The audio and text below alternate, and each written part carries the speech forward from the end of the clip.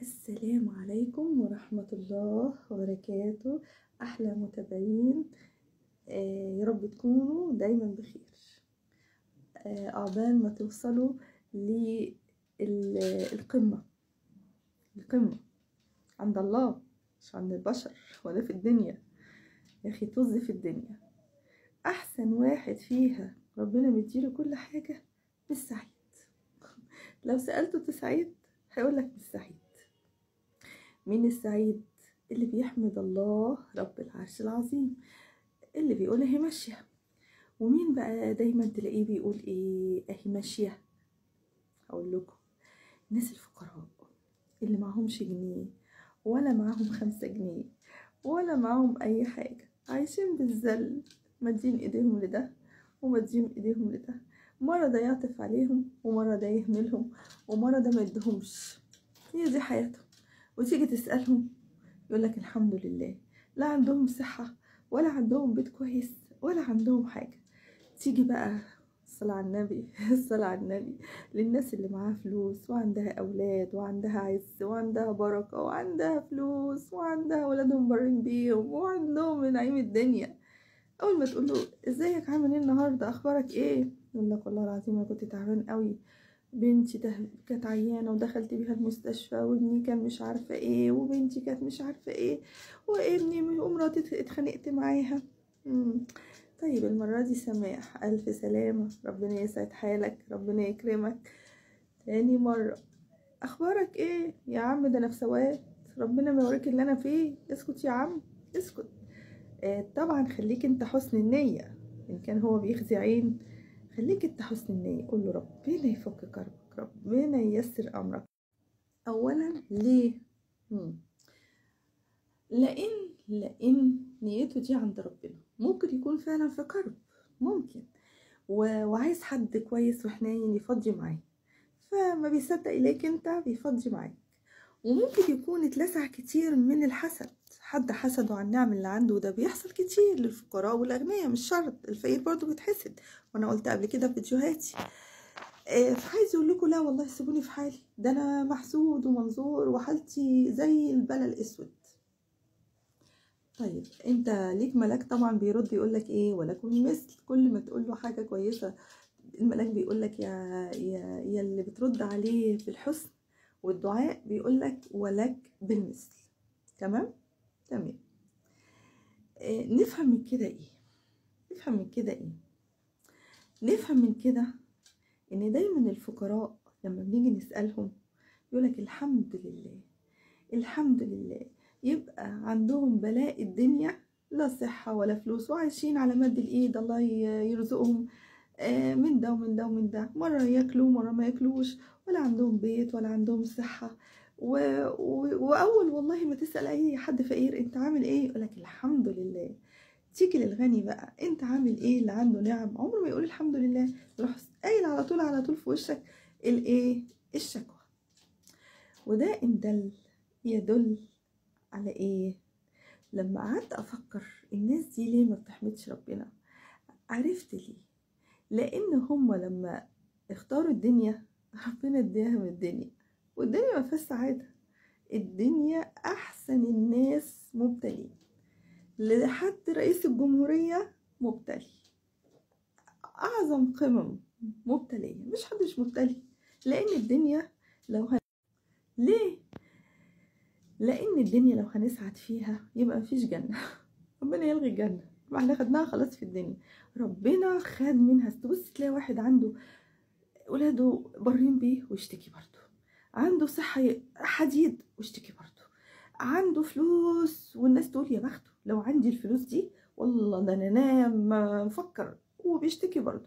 يبقى راكب عربية ورجليه وجعاه وظهره وجعه ومش قادر يمشي وحالته زي الزفت، ويبقى راكب عربية غالية جدا وملايين والناس تتمناها، وتيجي تسأله تلاقيه بوز على وشه قد كده. اما انا ليه دايما اقابل الناس بالابتسامة؟ ليه دايما اقابل الناس بالضحك؟ لان الابتسامة دي صدقة يا ولاد، يا ولاد تصدقوا. مش كل واحد يقابل التاني ضرب البوز، يخرب بيت البوز يخرب بيته يا رب يهده. ربنا سبحانه وتعالى قال الكلمة الطيبة صدقة. صدق ولو بالابتسامة. هو احنا بنضحك ضحكة خليعة؟ هو احنا بنقول ايه زي الستات المايسة اللي بتقعد تتدلع مش عارفة بايه؟ لا، احنا بنضحك ضحكة لذيذة، تحسي الوش كده منور في بشاشة، يدي لو حد شافك قدامه يقول اللهم صل على النبي، اديتيني النهارده طاقة إيجابية، ربنا يبارك لك. راجل كده ما شاء الله يصبح عليك وعينه بتلمع من الضحك، يقول لك الله أكبر، الراجل ده نفسي أقابله كل يوم، الراجل ده حلو قوي. ليه ما تبقاش كده انت هو؟ ليه انت وهي ما تبتسموش لله؟ مش عشان الرجاله تعجب بيكي، الرجاله حبيبتي بتعجب باي حد، هاتيها لا مؤاخذه هيعجب بيها، بس دول الرجاله الناقصه اللي عندهم مشاكل نفسيه. نقولت كمان والله، اصل انا بخش لايفات وبشوف بيعظموا يا ريت الجميلات. يعني انا لقيت واحده شحاته، واحد داخل قال لها ايه، والله شحاته اقسم بديني منكوشه، وبتمسك السيجاره في اللايف بس في الدريع عشان ما تاخدش حظ وتشربها بره اللايف وترجع لللايف. والله العظيم 3 بالله العظيم، راجل انا دخلت البروفايل بتاعه بس طلع انا دايما اخش اشتمها تروح عامله لي ميوت، ابص اقعد اراقب التعليقات، فدخلت لقيت راجل محترم جدا، مراته زي القمر وولاده زي القمر، طالع جست معاها وهو زي القمر شكلا اما طبعا خ ر الف. بصيت لقيته بيقول لها والله يا فلانه، مش عايزه اعملها اشهار لا تعملوها متابعه لان في ناس كتير برضه وفي ناس محترمه، خلينا مع المحترمين. لقيت واحد بيقول لها ايه، والله انت احسن واجمل واحده في التيك توك. والله وحياة رب العباد شحاتة، اقسم بديني شحاتة بتقعد منكوشة في اللايف وبتتكلم لا لا لا لا. انا قلت لكم قبل كده في فيديو بتعمل ايه، اتصدمت، قلت يا ده احنا بقينا ناقصين قوي، هم بقوا ناقصين قوي ليه كده؟ فين الرجولة يا واد انت وهو؟ فين الواحد يبقى ده في رجالة كده تفضل الست تعمل لها أرجوز كده، عنده شخصية وعنده هيبة وعنده كاريزما، ما بيضعفش بالساهل. هي دي الرجولة، هي دي الرجولة. ربنا يكتر من أمثال الناس دي، أقسم بديني ربنا يكتر من أمثالهم.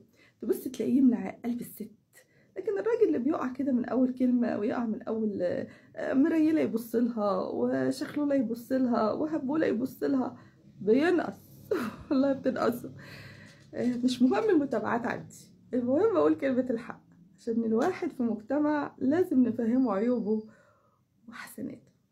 نشكر ونقول كمان، اول ما تلاقوا شخصيتي اتحولت يبقى انا وصلت لحاله الاستفزاز لان انا بزعل قوي من بعض الناس اللي مخها ووقف على انه عارف ان في جنه وفي نار. وانتي تحاسبينا يا عم، انا مش بحاسبك انت هو ولا بحاسبك انت وهي، براحتكم خالص. ما تقولوش ليه انا بحبكم وخايفه عليكم وعايزاكم تبقوا بتعملوا حاجه توصلوا بيها للجنه. برضو انت مش شغلك، زي ما في شخصيه يعني حسب الله ونعم الوكيل كل ما اخش انبها في اللايفات تقول لي ايه، مش شغلك. مش شغلي؟ امال شغلي مين؟ لما كل واحد يشوف الخطأ ويسكت، شغلي مين؟ حد يقول لي كده يبقى شغلي مين؟ انا فهمت شغلي مين، ده شغلي بقى الشيطان الرجيم ايوه هو ده شغال معاكم كويس، لعب تمام. فمن الاخر بقى، من الاخر موضوع النهارده، خلي بالكم من نفسكم، الدنيا ما تستاهلش، وربنا يوقفكم على الطريق المستقيم.